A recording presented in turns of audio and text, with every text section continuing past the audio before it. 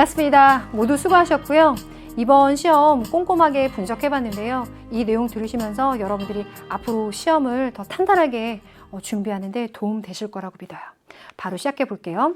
전반적으로 시험에 대해서 평가를 해본다면 물론 시험 난이도 자체는 개개인별로 체감 난이도가 다를 수 있죠. 그래도 전반적으로 봤을 때 지난 6월 모의평가에 비하자면 6월 모의평가를 보고 나서 내가 가졌던 긴장감이나 불안감에 비하자면 의외로 조금이라도 나 생각보다는 걱정보다는 좀 수월하게 풀었는데 하는 친구들이 있을 수 있어요. 그러한 평가들이 주요하다면 제가 생각해 봤을 때 이러한 이유일 것 같아요. 기본적으로 항상 빈출되는 고난도 주제가 있어요. 분배적 정의, 자연관리, 해외 원조, 시민 불복종 같은 것이 특히 그렇죠. 이 주제 중에서 한 문제 정도라도 상대적으로 수월하게 출제가 되면 우리가 느끼는 체감 난이도는 생각했던 것보다 좀 다행이다 라고 판단할 수가 있거든요. 특별히 이번 문항에서는 언제나 어려운 주제이고 중요한 주제이긴 한데 분배적 정의 문항이 6월 모의평가에 비하면 6월 모의평가 이후에 여러분들이 고민하면서 막 복습하고 기출문제 학습하고 연기교재 공부했었던 그 부담감에 비하자면 그래도 그래도 잘 풀린 것 같아 라고 생각했을 수 있을 것 같아요. 만점을 가르는 그 핵심 주제 중에 하나의 선택지 하나라도 이렇게 조금 우리를 안심시켜 줬을 때 체감 난이도는 조금 좀 쉽다라고 느껴질 수 있겠죠. 또 반면에 어려운 문제가 아니더라도 그 이하 난도의 문제라고 할지라도 지금까지 계속 출제되어 왔었던 패턴이나 형식이나 소재를 갖고 있다면 나 지금까지 풀어본 거 잘 적용해서 잘 풀렸어 라고 생각하는 친구들도 있을 거예요. 그리고요, 새로운 소재나 주제가 적용될 수 있겠죠.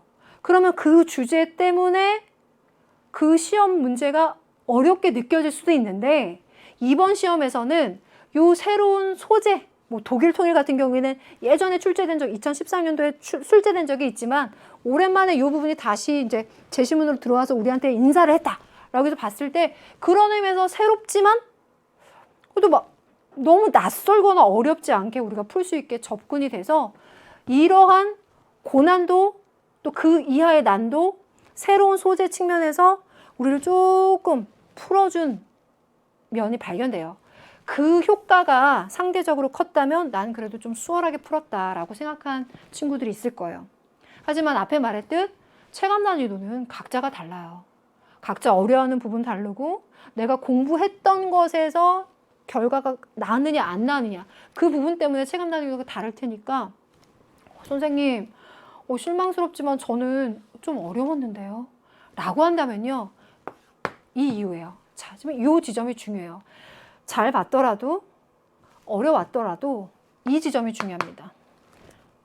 빈출 고난도의 주제들 바로 요거죠. 이 주제가 나온다는 건 새롭지 않아요. 근데 그 주제에서 선택지가 계속 진화되면서 새로운 문장이 나올 수도 있고 또 진화됐다라기보다는 요 지점을 물어보는 건 이번에 좀 새로운데 라고 생각할 수 있는 그런 류의 새로운 선택지들이 나와요. 그 선택지가 딱 하나만 더 들어가도 이건 확 어려워지거든요. 근데 중요한 건 이런 문제를 풀고 나서 더 불안해지는 게 뭐냐면 나 개념을 안 한 것도 아니고 기출문제 안 풀어본 것도 아니고 연계교재를 안 한 것도 아닌데 이 선택지 어떻게 접근을 해야 돼? 라고 하게 되면 오히려 더 불안해지잖아요. 그러니까 제가 드리고 싶은 말씀이 너가 모르는 개념을 확 찌르는 그런 의도라기보다는 지금까지 그 사상을 공부할 때 기초부터 닦아가는 기본적인 개념들이 핵심 개념들이 있어요. 싱어라면 공리주의적인 기본부터 해서 그 기본들을 제대로 이해한 상태에서 그 새로운 선택지 문장에 적용해서 판단할 수 있는지의 사고력이 필요한 거죠. 물론 이 사고력을 키우는데 개념학습, 기출문제풀이, 연계교재 학습이 물론 더 점프시켜줄 수 있는 역할을 하겠죠. 기본적으로 그 큰 틀에서 보자면 내가 그 개념을 몰라서가 아니라 그 기저에 깔려있는 것들도 놓치지 않은 상태에서 적용하면서 생각해 봐야 된다는 거예요. 그래서 요 지점이 내가 여전히 낯설고 좀 어렵다라고 한다면 이번 시험이 어려웠어요, 걱정돼요 라고 할 수 있어요. 하지만 이 지점을 잘 보완하는 훈련을 하면 수능에서 좋은 결과 받을 수 있겠죠. 자, 그러기 위해서 어떤 지점들을 여러분들이 잘 챙겨봐야 되는지 이제 좀 더 들어가 볼게요. 예를 들자면 8번에 롤스싱어 갔는데 자원이 풍부한 국가는 원조의 대상이 될 수 없다. 이 사람들 봤을 때 항상 나오던 얘기 뭐 자원, 원조 대상인데 갑자기 헷갈리네. 맞나 틀리나? 혹은 자연과 윤리. 자연과 윤리에서 고통을 느끼는 모든 존재? 존속할 원리? 이 뭐지? 이런 예 선택지들? 혹은 또 롤스와 싱어의 조합에서 결과? 롤스도 결과를 고려하나? 안 하나?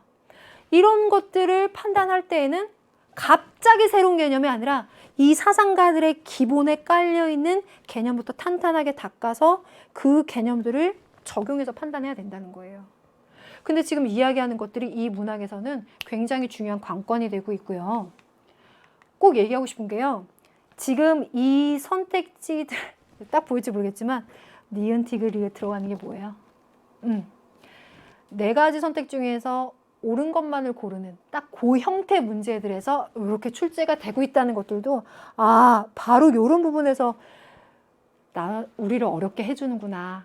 내용과 형식 면에서 둘 다 잡는구나. 이런 느낌이 오죠. 이것들을 우리가 앞으로 정복해줘야 돼요. 그러면 지금 말한 이 선택지들 제가 타이틀도 걸어놔서 눈치를 챘을지 모르겠는데 딱 중요하게 나오는 그 패턴이 있어요. 일단 전반적으로 보면 이건 제가 매 시험마다 분석하는 틀인데요. 지난 6월 모의평가 틀 위에서 다시 한번 분석해 보니까 이 지점이 달라요. 여기야. 문화와 윤리 부분에서 한 문제가 덜 나오고 평화와 공존의 윤리에서 요 소통 윤리하면서 다문화 접속시키면서 한 문제가 더 넣은 정도? 지난 6월 모의평가에 333 정도 나오고 여전히 여기가 5였다면 이 부분에서 한두 문제 정도 조정된 거예요. 그러니까 이 분포는 어느 정도 예상하면서 내가 어느 단원이 약한지 또 제가 이렇게 중요하게 표시한 부분은 고난도 문항이에요. 내가 고난도 문항이 많은 주제, 요 주제라면은 조금 더 시간과 노력을 기울여야 될 것이고 그렇지 않은 단원, 분포되어 있는 단원이라면 내가 혹시 놓친 거 뭐가 있는지 형식적인 면에서 자꾸 실수하는 거 없는지 단순한 개념인데 내가 좀 오개념을 갖고 자꾸 내 편견을 갖고 접근하는 건 없는지 이런 부분들을 잘 한번 짚어보시면 좋겠고요. 또 제가 밑줄 친 부분들은 동양사상이에요. 그래서 의외로 이 동양사상 파트도 내가 생윤만 하면서 동양사상 파트는 좀 약하다라고 한다면 놓치지 말아야 되는 파트가 돼요. 그래서 어느 단원에서 뭐가 나오는지 내가 뭘 해야 되는지가 보이죠. 그러면 더 눈에 보이게, 한눈에 더 보이게 하자라면 칸트, 롤스, 싱어예요. 그 중에서도 롤스고요. 그 중에서도 롤스와 싱어의 조합이에요. 롤스, 싱어의 조합으로 두 문제 나왔죠? 해외 원조하고 심의불복종. 그리고 롤스가 들어간 분배적 정의 한 문제 당연 나오고 싱어가 들어간 자연과 윤리도 나오네요. 레건이 들어갈 수도 있겠지만 싱어가 들어와서 특히 이번 문제에서는 롤스와 싱어의 약진 이 부분이 기초가 약하면 내가 사고력을 발휘하는 데 있어서 어느 정도 막혔을 수 있어요. 이 부분을 뚫어줘야 되겠죠? 네. 그래서 제가 아까도 한번 얘기했었는데 이 고난도 문항들 이들이 들어간 문항에서의 내용과 소재가 이거라면 형식은 보기에서 있는 대로 고른 것은 선택지가 1번부터 5번까지 있지만 기역, 니은, 디귿, 리을이라고 하는 네 선택지 문장 중에서 정확하게 O, 정확하게 X라고 판단할 수 있는 것들을 이렇게 제외시켜 나가는 거. 그래서 니은 디귿인지 니은 디귿 리을인지 끝에 2개가 남는 그 선택지. 여기에서 정답과 오답이 다 갈라졌어요. 근데 이 부분은 요행을 바라거나 내가 이번엔 유난히 잘 풀렸다가 적용될 수 없는 사상적인 토대가 있어야 된다는 거 여러분들 다 공감하시잖아요. 그랬을 때 그 하나를 흔드는, 마지막까지 나를 흔드는 문장 하나, 그게 관건이 됩니다. 그래서 사상을 토대로 하는 거고 고난도인 거다라는 거고, 형식적인 면에서는 이런 특징이 특히나 이번에 보였다라는 거예요. 그리고 롤스와 싱어에게서 지금 말한 대로 요 소재들이 나왔다면, 또 하나 제가 아까 칸트 짚어드렸잖아요. 야, 제가 이거 쓰면서 한 번 더 무릎을 쳤죠. 오늘 4교시 때 시험 문제 받고 막 급하게 풀고 요거 쓰면서 역시 6월 모의평가 때랑 똑같아. 이 3번 문항이 조금 달라질 수 있어도 윤리 문제에 대한 접근에 칸트 들어가고 연구평화 나오고, 자연과 윤리에 칸트가 들어간 자연과 윤리 나오고, 교정적 정의에 칸트가 들어간 이 교정적 정의가 심지어 19번에 들어가는 것까지 똑같아. 요렇게 치면 칸트가 가장 큰 지분을 차지하고 있어요. 근데 우리가 난이도로 느끼기에는 특히나 롤스에게서 이렇게 첨예하게 많이 나오는데, 이번에 분배적 정의가 다소 좀 수월하게 풀렸다면 싱어에게서 자연과 윤리의 디귿 선택지 같은 게 좀 끝까지 어려웠겠죠. 그 하나로 만점이냐 아니냐 이런 것들이 갈렸을 것 같아요. 이걸 우리 수능에서는 철저하게 대비해서 꼭 만점을 받아보자고요. 자, 그래서 지금부터 해야 될 것이 무엇이 있겠는가, 처음부터 끝까지 지금 계속 얘기한 부분인데요.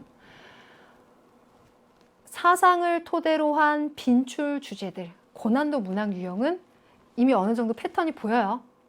몇 번에 들어가는지부터 해서 어떤 형식인 것까지 이제 다 보여요. 자, 요런 것들에 대해선 기출도 중요하고 개념도 중요하고 물론 다 중요하고 그것들의 반복도 중요하지만 사고력이 중요해요. 새롭게 개발된 그 선택지, 진화의 과정을 겪은 선택지, 혹은 내가 지금까지 물어보지 못했던 부분을 콕 집어서 물어보는 그 선택지일지라도 내가 개념을 정확하게 닦아놓고 있다면 그 내용을 적용시켜서 판단해 보는 거예요. 그거를 꼭 해야 된다. 지금부터 좀 더 보완해야 된다, 강화해야 된다라는 얘기를 하고 싶고요. 그것을 위해서 당연히 시간을 투자해야 되는데, 기본적으로 시험 점수 올리는 데 단계 있잖아요. 내가 그래도 지금 제가 말한 것보다 시간을 조금 상대적으로 덜 들여서 좀 빨리 맞출 수 있고 점수를 확보하고 맞출 수 있는 주제들을 제가 지금 여기다 써놓은 거예요. 그래서 점수를 확보해야 될 문항, 말하자면 틀리지 말아야 되고 꼭 확보해두는 베이스로 깔아야 되는 문항은, 예를 들어 새 교육과정인데 아직 미출제됐어. 혹은 새롭게 출제됐어. 그러니까 처음 출제하는데 처음부터 각 잡고 어렵게 정답과 오답을 가르는 걸로 나온다기보다는 시도하면서 제시문과 선택지의 연관성을 높여주면서 내주죠. 그런 소재들. 그리고 6월 모의평가에 나왔었던 중하난도의 문제인데, 형식인데 이번엔 안 나왔다. 그러면 여러분들 그런 것들도 챙겨봐야죠. 예를 들어서 동물 실험이나 뇌사나 심폐사 같은 거 6월 모의평가에는 꽤 깐깐하게 다 따져봐야 되게 그렇게 나왔어요. 그런 것들 이번에는 그렇게까지 깐깐하지 않았더라도 수능에 의외로 그렇게 형식적인 면에서 나를 좀 시간 오래 잡게 하는 문제가 나올 수도 있다라는 걸 생각하면서 그 난도를 생각해 보면서 대비를 해야 되고, 또 하버마스 같은 것들은 6월에 나왔는데 이번엔 안 나왔어요. 주거윤리도 6월에 나왔는데 지금은 안 나왔어요. 이렇게 6월엔 나왔지만 9월에는 안 나왔다가 수능에 나오면 어떡해. 너무 중요한 거, 6월과 9월은 수능의 사인이에요. 40문제 사인을 하나도 놓치면 안 돼요. 그러니까 오늘 시험을 철저히 챙겨 놓는 거에다가 6월에 보였던 사인도 놓치지 말 것. 그리고 나서 제가 아까 얘기했던 거, 이건 뭐 지금 처음부터 지금 계속 강조하는 건데, 빈출된 고난도 문항 반드시. 시간이 조금 걸리더라도 내가 생각해 보면서 이해해야 되고, 단편적으로 확 들어오는 게 아니더라도 논리적으로 생각해 보면서 탄탄하게 이해되면 내 경쟁력이 된다. 알겠죠? 그 경쟁력을 키우는데 투자하세요. 자, 여러분들 이렇게 이번 9월 모의평가 분석을 해봤는데, 여러분들이 수고한 노력에 제가 분석하면서 드리는 팁, 어드바이스들이 합쳐져서 여러분들에게 좋은 결과를 만들어주길 응원해요. 자, 이 내용 토대로 저랑 해설 강의도 함께 하시면서 같이 힘내봐요. 자, 그럼 여러분들 모두 고맙습니다. 해설 강의에서 만나요.